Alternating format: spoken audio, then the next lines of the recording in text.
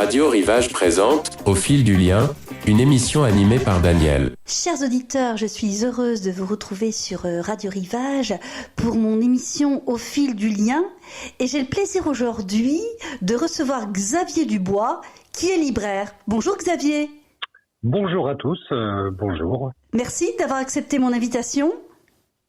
Eh bien écoutez, non, c'est avec plaisir, Échangeons sur tous ces sujets, oui. Oui, passionnant. Alors Xavier Dubois, vous avez ouvert une librairie sur le port du Croisty qui s'appelle L'Oiseau Lire. Vous l'avez ouvert au mois d'octobre 2022, c'est bien ça? Voilà, tout à fait. Je suis arrivé, je me suis installé au mois d'octobre et j'ai pu ouvrir pour les 1000 sabords tout début novembre. Ah, d'accord. Alors un événement dans un événement. Oui, alors un événement, les 1000 sabords sont un événement. L'ouverture de la librairie, pour moi, en est un d'un point de vue personnel. Et puis, le retour de la clientèle pour le moment me laisse à penser que c'en est un aussi pour le port. Je confirme car je suis allée dans votre librairie. Alors, quel est votre parcours, Xavier? Comment êtes-vous venu dans ce domaine d'ouvrir une librairie? Comment vous pouvez expliquer à nos auditeurs votre parcours?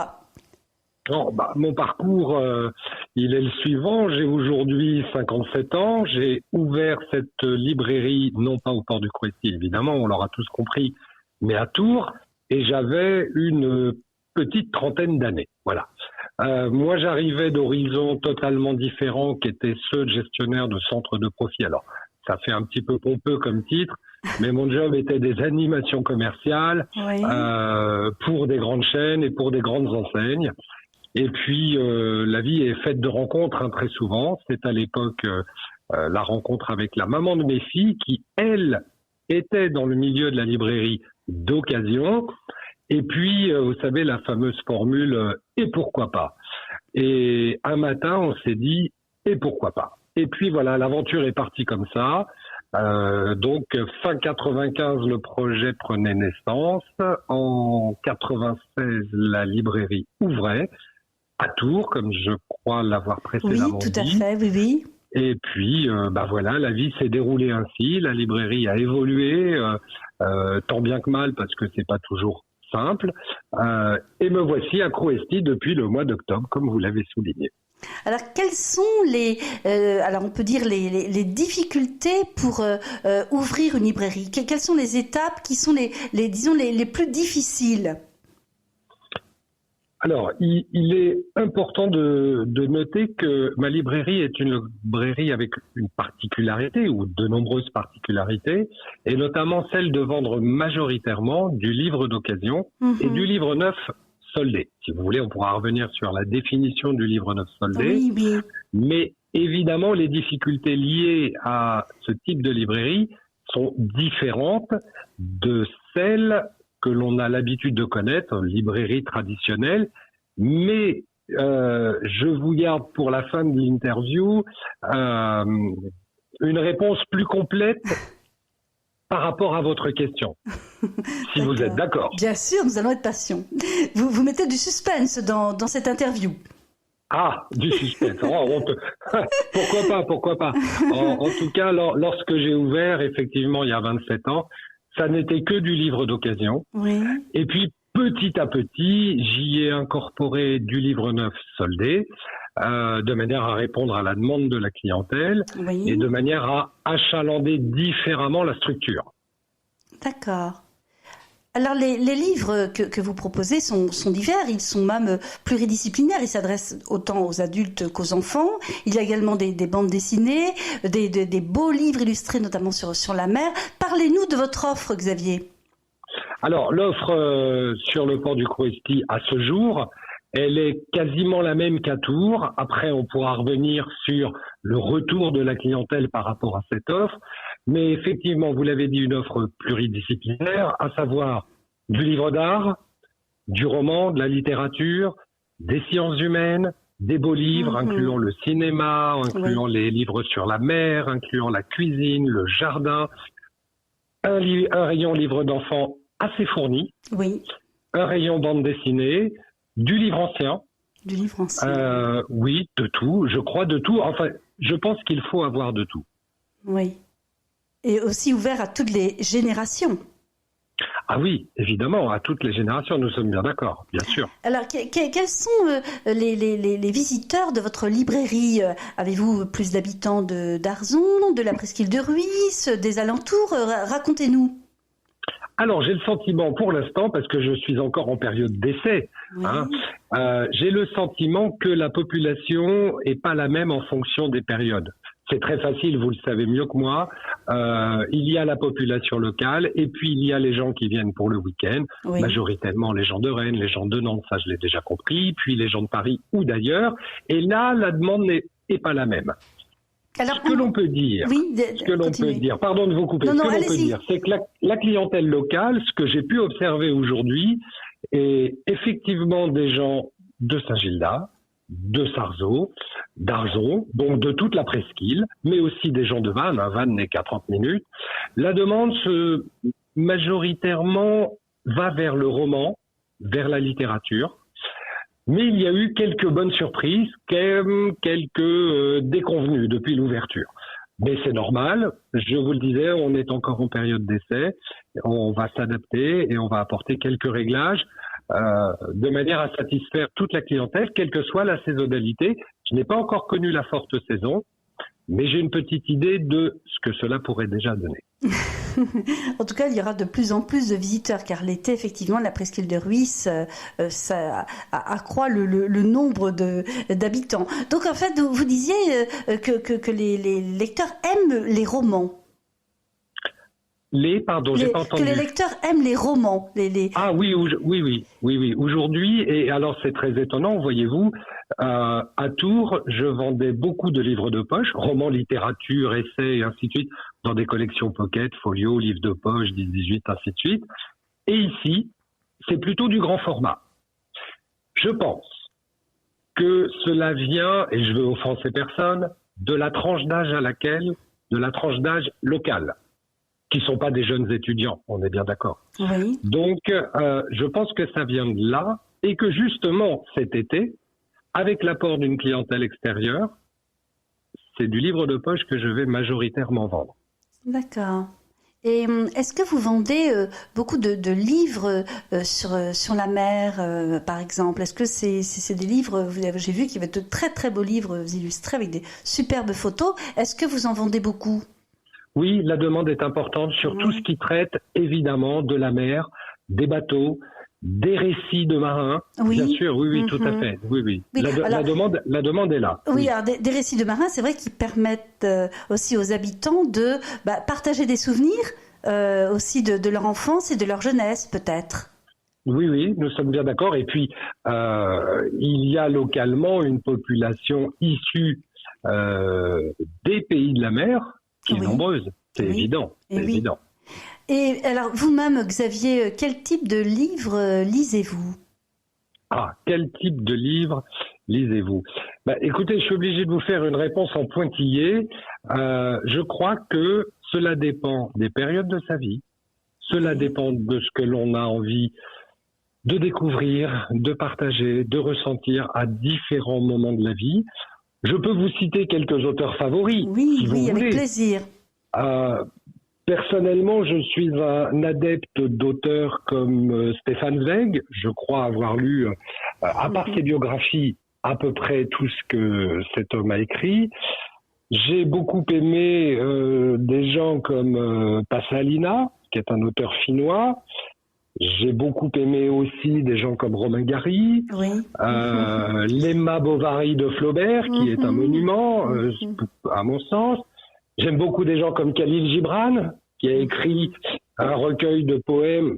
C'est pas tout à fait des poèmes, mais qui a écrit un recueil qui s'appelle Le Prophète. J'invite tout le monde à lire Le Prophète de Khalil Gibran. C'est merveilleux. Voilà. J'ai beaucoup aimé aussi les différents aphorismes d'Oscar Wilde. De Nietzsche. Alors on est dans des registres différents, mais voilà, j'aime beaucoup tous ces gens-là, tout à fait. Et je lis assez peu de policiers moi-même, mais ceux que j'ai lus, j'ai beaucoup aimé Michael Connelly ou des contemporains comme Indrid Hasson, des choses comme ça, mais c'est pas ma lecture de fond. D'accord. Alors, on mettra toutes ces références sur notre page Facebook.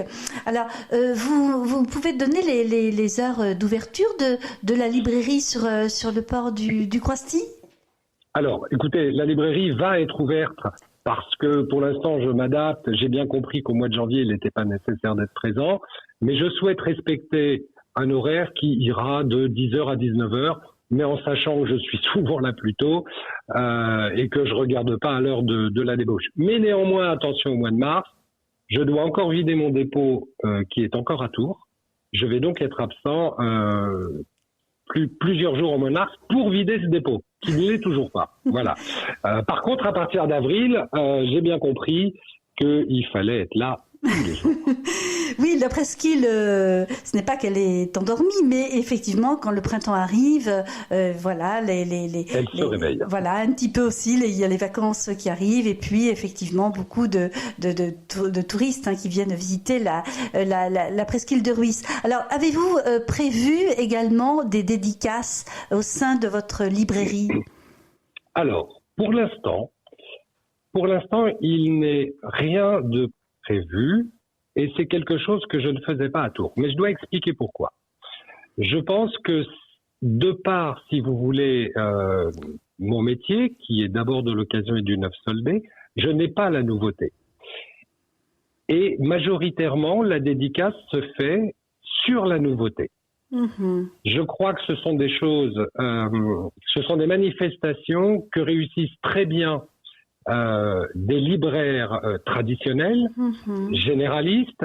Alors, je pense à la librairie qui est à Sarzeau, par exemple. Je sais qu'il y a également une petite librairie près sur le port. Je ne sais pas si c'est des choses qu'elle fait. Et puis, il y en a une autre qui est au rond-point, également à Arzon. Bon, mais à chaque fois que je l'ai fait à Tours, avec des auteurs locaux, ça n'a pas forcément rempli un succès important. Parce que c'est pas ce que les gens attendaient de mon établissement. Vous voyez, c'est pas l'image que l'établissement avait. Voilà. Alors, ça veut pas dire que ça va pas changer. Ça veut pas dire que ça peut pas être autrement. Mais je l'ai assez peu souvent fait pour les raisons que je viens de vous expliquer, et notamment parce qu'à Tours, il y avait une grande librairie qui avait des dédicaces à peu près tous les 15 jours et qui font ça très très bien. Voyez-vous? Oui, c'est vrai que c'est un métier. C'est en même temps, effectivement, il faut être proche des besoins des lecteurs et aussi de la localité où on se trouve. Voilà. Et puis après, lorsque vous voulez inviter un auteur connu, reconnu, il a un agent. Oui. Et vous l'appelez pas directement en lui demandant, dis donc, ça serait bien que tu viennes chez moi. Non, c'est pas comme ça. Alors, forcément, l'agent, il va avoir besoin, il va s'orienter vers une grande librairie où il va pouvoir y avoir beaucoup plus de monde que dans un petit établissement. Sauf si vous connaissez personnellement un tel ou un tel. Et même dans ce cas-là, c'est quelque part aller travailler, aller cultiver le jardin de son voisin. Voilà. D'accord. C'est pas mon cœur de métier. D'accord. Et alors, vous êtes installé, comme Xavier, depuis le mois d'octobre. Est-ce que donc vous avez des échanges avec les habitants, le public?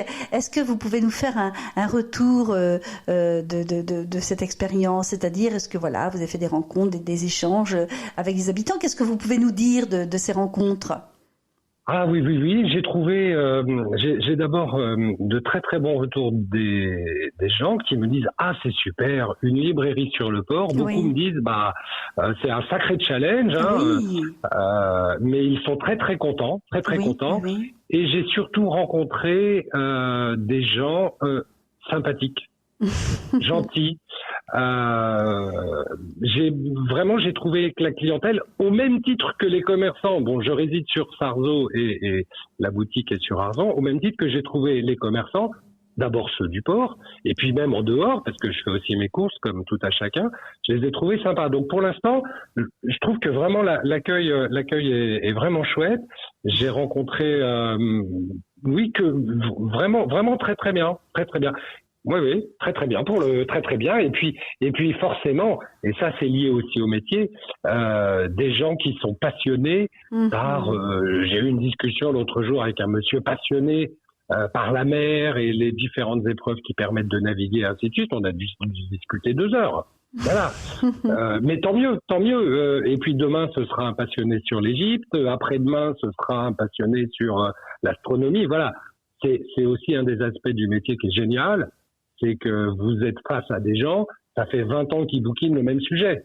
Oui, oui. Ce sont des pointures, c'est super. Oui, oui, alors effectivement, l'ouverture d'une librairie sur le port correspond aussi à des besoins qui ne sont pas forcément exprimés dans un premier temps, mais vous êtes venu répondre à cette demande. Est-ce que ça, vous en êtes conscient ? J'ai ce sentiment pour l'instant, mais je veux rester très humble. Hein, voilà, je veux rester très humble. Tant mieux si ça convient aux gens, ce que j'ai l'impression. Voilà. Oui. Maintenant, charge à moi d'être à la hauteur de la demande de la clientèle, en ne perdant pas de vue que les locaux, les clients locaux et les gens qui viennent pour les vacances ne seront pas les mêmes clients avec la même demande. Voilà. Donc, je crois que je vais devoir commercialement adapter mon offre en fonction de la saisonnalité. Mais ça, c'est pas un problème du tout. Alors, l'ouverture de votre librairie, Xavier, donc je le disais en octobre 2022, vient aussi à une période où, post-Covid, post-pandémie, où les uns et les autres, nous avons été privés de culture, de sorties, d'expositions. Ça aussi, c'est une période aussi de renouvellement. Est-ce que vous en avez conscience ? Oui, tout à fait, tout à fait. Et c'est vrai que cet après-midi, en préparant notre entretien, j'ai pris soin d'aller relever quelques chiffres. Je vais pas vous les citer parce que c'est jamais très amusant les chiffres, mais l'année 2021 a été pour le livre une année exceptionnelle. On retrouve en 2022, alors quand je dis exceptionnel, on est sur des plus 15 ou plus 17% par rapport à l'avant-Covid. On retrouve en 2019 on retrouve en 2022, un rythme semblable à 2019. Par contre, il est très clair que on a effectivement pris conscience à ce moment-là du poids, de la force que pouvait avoir la culture, mais pas seulement qu'avec le livre, d'accord ? Oui. Et c'est cette privation qui a effectivement montré à tous à tel point les librairies étaient, je vais reprendre une terminologie qu'on a tous entendue, un commerce essentiel. Oui, oui, tout à fait essentiel, et où le lien est important, les échanges, le partage. Bien sûr, bien sûr, bien sûr. C'est évident, ce sont des lieux de vie. Et oui, ce sont des lieux de vie, ce sont des lieux d'échange, ce sont des lieux de partage, parce que je crois que la lecture d'un livre, quel qu'il soit, plus certain que d'autres, appelle à des émotions, appelle à des interrogations. C'est pour moi l'essence d'un livre, nous interroger, venir nous bousculer sur certains sujets, venir ébranler certaines certitudes. Oui. Voilà. Et autour de ça, eh bien, on a évidemment envie d'échanger les uns les autres, je crois. Oui, c'est ce que j'observe depuis des années. En 27 ans, j'en ai eu des échanges, évidemment. Et puis, sur le port de Croisty, vous êtes aussi dans un environnement qui est propice à la contemplation. Comment vous ressentez l'environnement de notre chère presqu'île ? Écoutez, je la ressens très bien parce que je suis quasiment tous les matins à prendre un café avec le soleil qui commence à apparaître derrière les immeubles du port. Et je termine ma journée avec un soleil qui se couche au large à Port-Navalo, mais qui vient baigner les mâts des bateaux. Donc, je crois que tout est dit. Évidemment, on est bien au port du Croisty. On a hâte que les travaux se terminent. Hein. Oui. Alors là, voilà. Les travaux sur le port du Croisty, qui ont commencé déjà depuis quelques temps, mais qui effectivement sont dans toutes les conversations. Alors, j'ai une question à vous poser sur le titre de votre librairie qui s'appelle L'Oiseau Lyre. Comment avez-vous choisi ce titre, Xavier ? Alors, L'Oiseau Lyre, qui s'écrit avec un I pour les besoins de l'entreprise, au départ est avec un Y puisqu'il s'agit de l'oiseau. Il s'agit de l'oiseau dans le poème de Jacques Prévert. Oui. Le poème, vous savez, 1 et 1 égale 2, 2 et 2 égale 4, ainsi de suite. Et ce poème de Jacques Prévert porte un nom qui est La Page d'écriture. Donc, aujourd'hui, le magasin s'appelle L'Oiseau Lyre, mais la société, dans sa dénomination juridique, s'appelle La Page d'écriture. Voilà.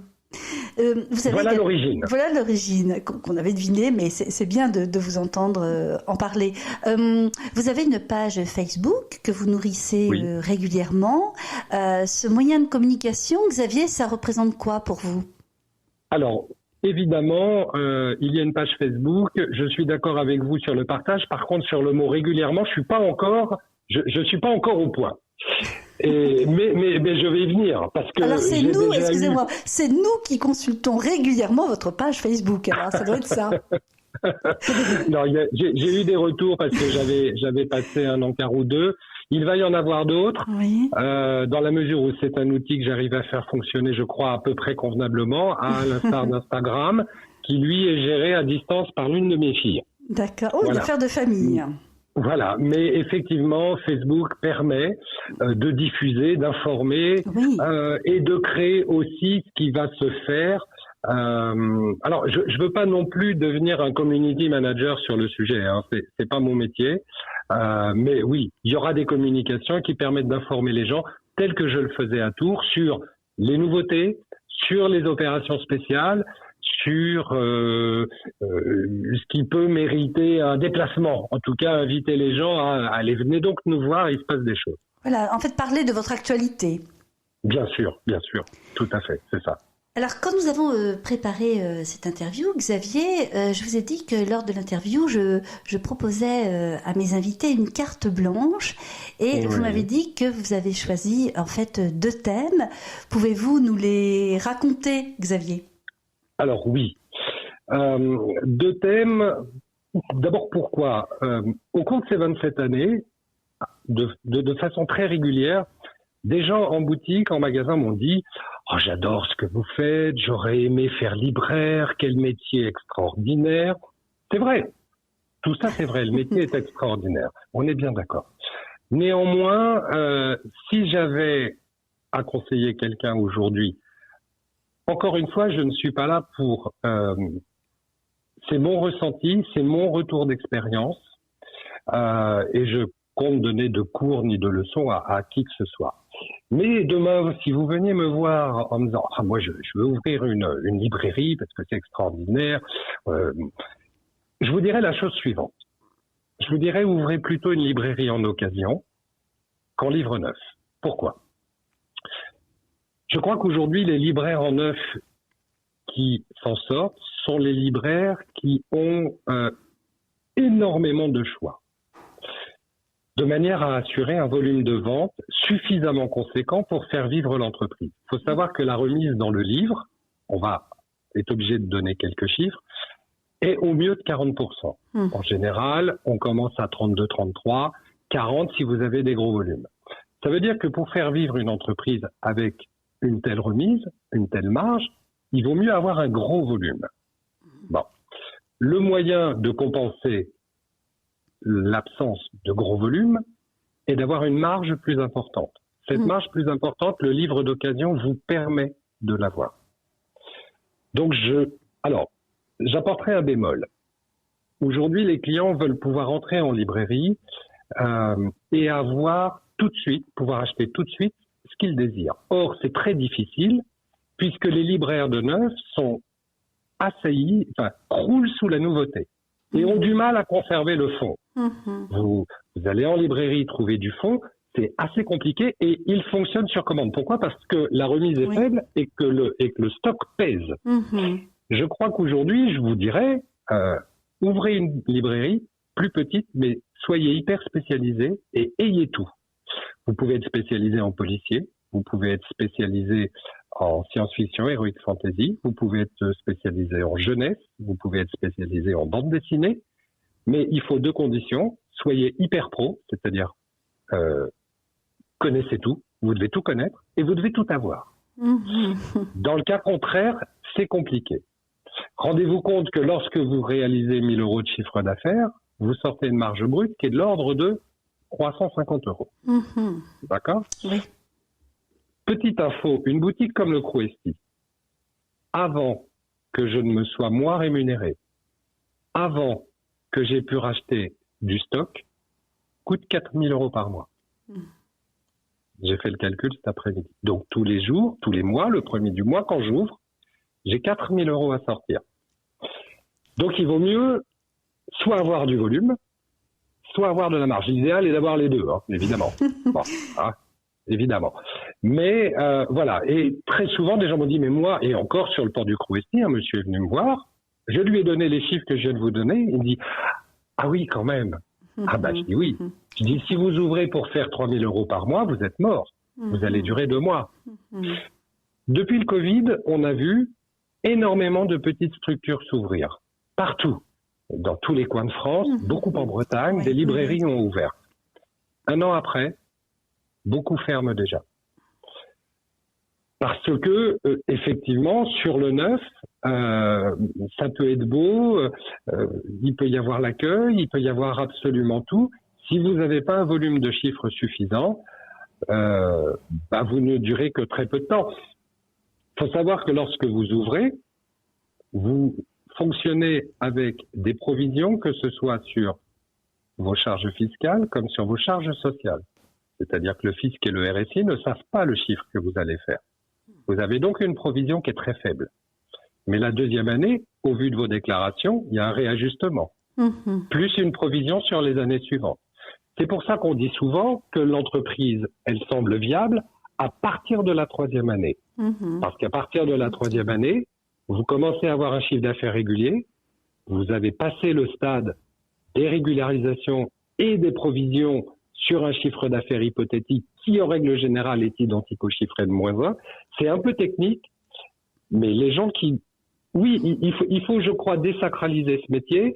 On porte beaucoup de cartons, on porte des tonnes de livres dans l'année, on passe son temps à ranger les rayons. Oui, on ne fait pas que lire en fait, hein. On ne fait pas que lire dans une librairie. Mais on n'a pas. Je lisais plus avant d'être à mon compte. Aujourd'hui, les gens pensent que effectivement vous avez le temps de lire. Moi personnellement, je l'ai plus. Je l'ai plus. Alors, il faudrait pour cela, effectivement, si on était 3 ou 4, sauf que 3 ou 4, compte tenu des éléments financiers que je viens de vous communiquer, il faut que chaque personne réalise entre 10 et 15 000 € de chiffre par mois. Voilà. Donc, ouvrez des librairies, oui, soyez très vigilants et faites-vous entourer d'un conseiller qui, en règle générale, est un comptable, un expert comptable ou un avocat fiscaliste. Voilà. Oui, alors vous nous donnez des éléments très, très concrets qui permettent aussi de mieux connaître la réalité du métier de libraire et en même temps la dose de passion qu'il faut pour se lancer dans une telle aventure. Ah oui. Vous savez, très souvent, des gens m'ont dit, mais j'adore lire, je lis depuis que je suis toute petite, je suis passionnée, j'adorerais ouvrir une librairie. Vous voyez, moi j'adore les spaghettis bolognaises, les carbonara, tout ça accompagné d'un Chianti, c'est pas pour autant que j'ouvre un restaurant italien. Vous voyez? Oui, vous nous dites il faut autre chose. Oui, il faut. Ah oui, il faut, ça reste une entreprise. Oui. Il faut surtout que lorsque vous avez un Covid, lorsque vous avez une manifestation, lorsque vous avez des grèves sur des journées qui normalement sont les journées où vous faites le meilleur chiffre, il faut que votre entreprise, elle puisse encaisser des -20, des -30, voilà. Et pour ça, il faut de la marge, voilà. Alors les grosses librairies réalisent le chiffre et la marge, voilà. Les petites librairies, c'est plus compliqué, voilà. Après, on va pas rentrer dans le système des stocks et des retours, mais vous avez en permanence de l'argent dehors, puisque l'avantage du libraire traditionnel, c'est qu'il peut retourner les invendus. Mais il est crédité avec le même délai qu'à son échéance de facturation. Si vous payez vos factures à 30 jours fin de mois, vos retours sont crédités à 30 jours fin de mois aussi. Donc en permanence, vous avez de l'argent dehors. Il faut pouvoir le porter, ce poids financier. C'est évident. Bon, c'est de la gestion pure et dure, simple ou pas simple, mais voilà, ouvrez des librairies, oui, ouvrez des petites structures en étant hyper pointu sur un produit, travaillez seul, essayez d'avoir un petit loyer, parce que là, vous voyez, au Crouestier, on est à 4 000 de charge, hein. C'est pas rien. Oui, c'est la réalité, comme vous l'avez très très bien expliqué pour nos auditeurs et pour les personnes qui veulent se lancer dans cette aventure. Alors, quel est le deuxième thème, Xavier, que vous avez choisi pour la carte blanche? Alors, le deuxième thème, je suis très bavard. Hein. Vous savez, mais c'est un plaisir ça de pourrait vous durer écouter. 2 heures. Hein. Mais, Heures. nous referons une émission, Xavier. Vous êtes, on pourra. mais vous, bien sûr, sur Radio Rivage, on pourra. les invités demandent souvent de revenir à notre studio, parler à mon micro pour mon émission Au fil du lien, parce que c'est avant tout la passion, le lien avec les habitants et avec les auditeurs. Oui. Je crois que de toute façon, quand on est commerçant, libraire ou entrepreneur, alors un peu de tout ça, on se doit d'être passionné par le produit qu'effectivement on vend. Personnellement, je préfère vendre ça que des jeans ou des baskets. Hein. La relation avec le client n'est pas du tout la même. Et puis passionné par les gens, évidemment. Oui, bien sûr. Il faut être passionné par les gens.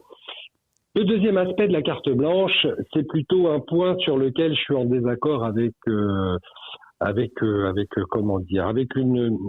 situation, une société dans laquelle on est tous. Et je veux vous parler d'Internet. Oui, mais je veux pas vous parler d'Internet et d'Amazon, puisque tout le monde pense à ça. C'est là-dessus. Non, nous ne pensons pas à ça. Voilà. Je vois que dans votre ton de voix, il y a bien autre chose. Oui. Moi, Amazon aujourd'hui ne me dérange pas. D'abord, il faut savoir que tous les libraires d'occasion vendent sur Amazon. D'accord ? Donc, tous ceux qui, effectivement, peuvent les critiquer sont bien contents parfois de vendre un livre au Japon, en Hollande, de l'autre côté de la France et de toucher des milliers de personnes tous les jours. Donc, je pense que c'est un faux problème de s'en prendre à eux. Et si effectivement on trouve qu'Amazon nous dérange, eh bien on n'a qu'à s'améliorer dans nos métiers, devenir plus performants et retrouver l'essence même de notre métier, qui sont, je crois, l'accueil, le choix et le conseil. Oui, et donc, quand on est performant sur ces 3 points-là, on séduit la clientèle qui est demandeuse d'avoir un interlocuteur privilégié et un être vivant. Donc vous faites en fait d'un obstacle un moyen d'action. C'est boostant pour vous. Bon, voilà, moi je suis pas. Moi aujourd'hui, Amazon me permet aussi de travailler. C'est dit. L'autre point, le point qui me dérange, ce sont. Alors je vais peut-être me faire des ennemis parmi vos auditeurs, mais ma foi. C'est mon droit de le penser et de l'exprimer. Je pense qu'il y a un souci avec ce que je vais appeler des faux libraires. Alors, qu'est-ce qu'un faux libraire ? Alors, c'est valable dans le livre, mais c'est valable dans d'autres métiers. C'est-à-dire qu'aujourd'hui, vous allez sur un site qui est extrêmement connu, qu'on cite en 3 lettres, LBC, Le Bon Coin, et vous avez sur Le Bon Coin des particuliers qui ont 5 000, 6 000, 10 000, 15 000 annonces et qui vendent des livres. D'accord ? Alors, qu'un particulier vende la poussette de sa petite ou son petit parce qu'il a 8 ans et qu'il ne remontera jamais dedans, pas de problème. Qu'un particulier vende le vieux meuble de sa grand-mère parce qu'il n'a rien à en faire, pas de problème. Par contre, qu'on ait des gens qui, effectivement, sous des statuts particuliers, vendent des milliers de livres par an, en chinant dans les Emmaüs, dans les brocantes, en chinant un peu partout, qui viennent nous faire une concurrence en étant exempts de toute forme de charge que ce soit. Le problème, il est là. Le problème, il est que le gouvernement n'a jamais mis le doigt là-dessus. Ils échappent à toute fiscalité, tout prélèvement de charge. C'est un peu dommage. Voilà. Ça, je trouve ça totalement... Alors, je crois qu'il ne faut pas en vouloir aux gens qui le font, mais par contre, il serait normal que le gouvernement dise, à partir de tel chiffre d'affaires, le site marchand se doit de le déclarer aux impôts.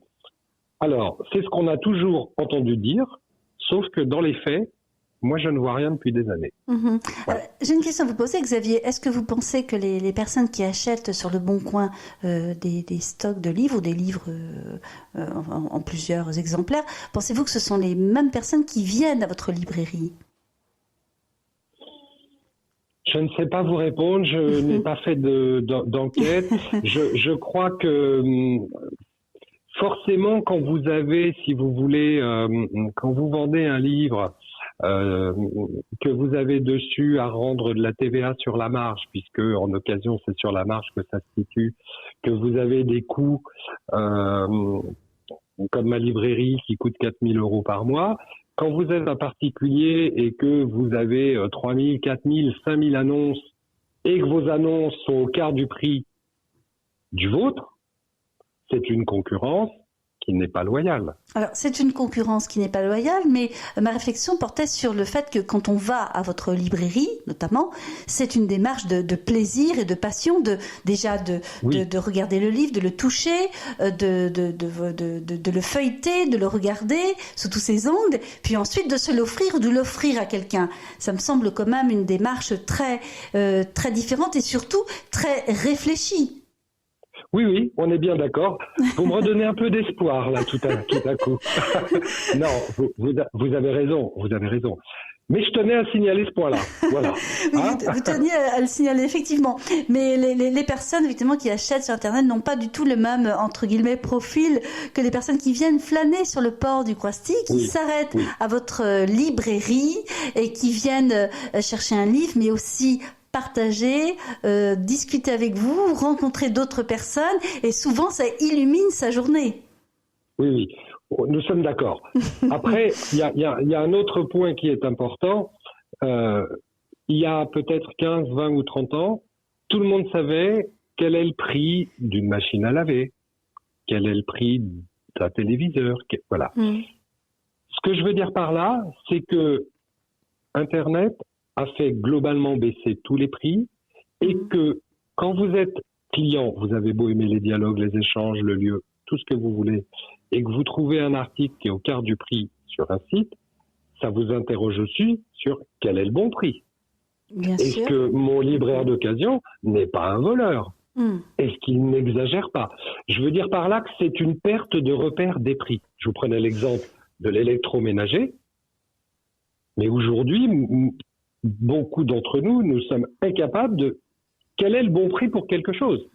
Or, une entreprise qui ne réalise pas ni de marge, ni de bénéfice, c'est une entreprise qui, à terme, ferme. Voilà. Si aujourd'hui je veux racheter des livres, je suis bien obligé de dégager des bénéfices. C'est avec ce bénéfice-là que je peux racheter des livres. Donc, je n'ai pas le choix de maintenir un certain niveau de prix. Voilà. Bien sûr. Bon, après, donc ça me fâche un peu, vous l'aurez compris. Oui, tout à fait. Après, effectivement, Internet pose beaucoup de questions concernant aussi la place du consommateur. Qui sommes-nous quand nous achetons ? Qui sommes-nous quand nous allons au cinéma ou dans une librairie ? Bon, ces débats, nous les entendons beaucoup dans les médias. Et vous l'exprimez fort bien aujourd'hui à notre micro de Radio Rivage. Eh bien, nous parvenons à la fin de cette interview. Je vous tiens à vous remercier, Xavier, pour avoir exprimé toute votre passion, de nous avoir donné aussi des informations très pratiques si nous voulons ouvrir une librairie et aussi de changer ce port du Croisty par votre présence, parce que après la période que nous avons connue, c'est un cadeau d'avoir une librairie sur le port du Croisty, et que la période qui s'ouvre avec ce printemps qui arrive et l'été va permettre encore de nouvelles aventures, et puis d'accroître peut-être à la fois votre offre et aussi de faire d'autres rencontres. Oui, je pense que je crois sincèrement, et non pas parce que j'ai un attrait financier pour la chose. Vous savez, je vais vers mes 58 ans. D'ici quelques années, ma foi, je vais plutôt penser aller à la pêche ou faire des choses comme ça. Mais voilà, j'ai envie que ça se passe bien. On n'a pas évoqué la raison pour laquelle je suis arrivé ici. Elle est également importante, je dois le dire. Il y avait d'abord un intérêt parce que la librairie à Tours fonctionnait très bien, il n'y avait pas de souci, il n'y avait aucun souci. J'avais envie d'un bord de mer. Et puis surtout, il y a quelques années, j'ai croisé une jeune femme avec qui je partage ma vie aujourd'hui, qui réside ici. Voilà. Donc, l'idée était quand même de pouvoir un petit peu réunir tout cela. Voilà. Oui, une aventure sentimentale également. Ah, il y a aussi une aventure sentimentale depuis quelques années, bien sûr. Et romanesque. Et romanesque. Ah oui, et encore, je ne vous dis pas tout. Gardons ce mystère pour une prochaine fois. Écoutez, lorsqu'on aura une rubrique sur les histoires d'amour. Vous me tendez un joli thème. Écoutez, merci beaucoup, Xavier. Merci à vous. Pour cette rencontre au micro, cet échange. C'était passionnant et très, très agréable de vous entendre apprendre. Les auditeurs seront ravis de vous découvrir, de vous redécouvrir pour les personnes qui vous connaissent déjà. Je vous dis à bientôt, Xavier. Eh bien, écoutez, je vous dis à bientôt à vos auditeurs et auditrices. Et je renouvelle ma proposition que si quelqu'un souhaite effectivement à un moment, à l'ambition d'ouvrir une librairie, plutôt en occasion, je pourrais le conseiller plus qu'en neuf.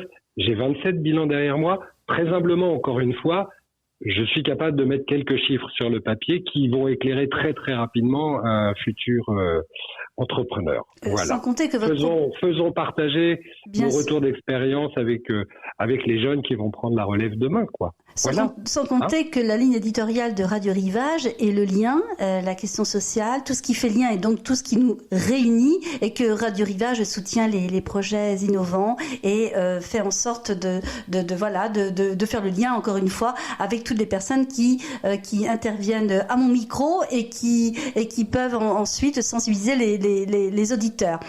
Chers auditeurs, je vous dis à bientôt sur Radio Rivage pour une nouvelle interview dans mon émission Au fil du lien. C'était Au fil du lien, une émission animée par Daniel sur Radio Rivage.